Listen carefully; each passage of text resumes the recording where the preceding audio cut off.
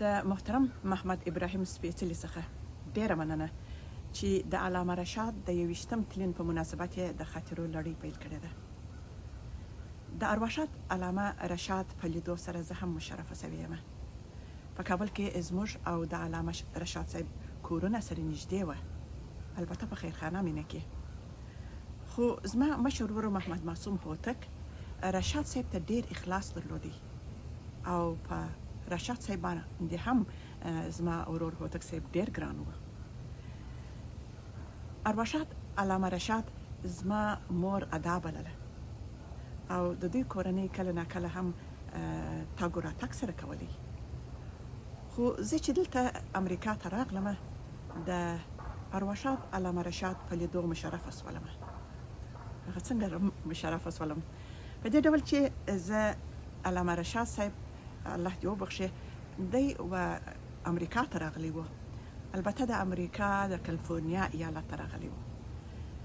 نو په دې وخت کې دی علامه رشاد صاحب دی و ورجینیا ته راغی چې په ورجینیا کې زه هم اوسېدلم. نو رشاد صاحب دې خدای وبخښي الله دې ارواح خوشحاله لري. نو دی د جهاني صاحب کره راغی. کله چې زما ورور محمد معصوم هوتک د رشاد صاحب په راتګ چې دی دلته امریکا ته راغلی دی، نو دی چې خبر سو نو دی سمدلاسه راغی و دغه د کاناډا څخه راغی و ویرجینیا ته چې زموږ کور هم هلته و. نو دی چې دلته امریکا ته راغلی چې د رشاد صاحب د احترام په خاطر باندې دلته راغی او دی وویني.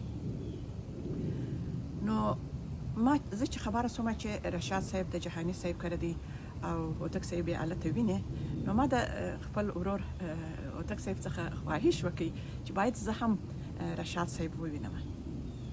دا دی چې ګورم سبا رشاد صاحب هوتک صاحب دی وبخښئ مرحوم رشاد صاحب دی او د محترم ورور دا دی زموږ کره راغله.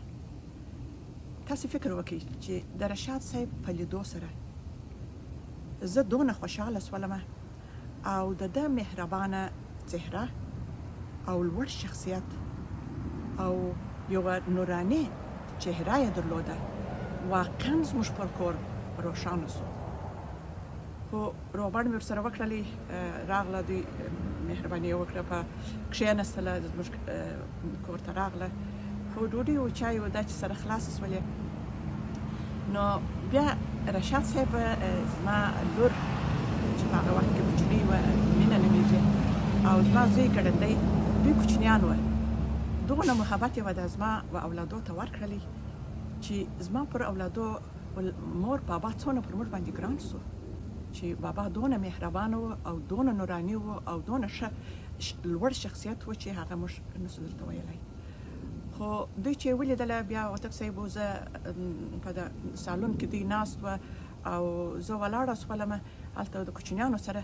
نو هوتک صاحب چې او د رشاد صاحب چې مجلس سره وکړلې، بیا دوی ویل ول موږ به نو ولاړ سو.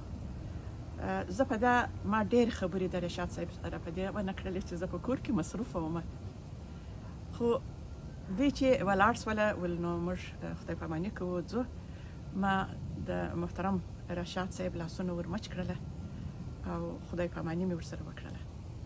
نو دا زه تاسو ته وایم چې زه ډېره خوشبخته یم چې ما محترم او ارواښاد علامه رشاد صاحب ما په خپلو سترګو ولیدلی او د زموږ کور په خپل راتګ سره مشرفه کړلې. روح یې شاد، الله دې جنتونه په نصیب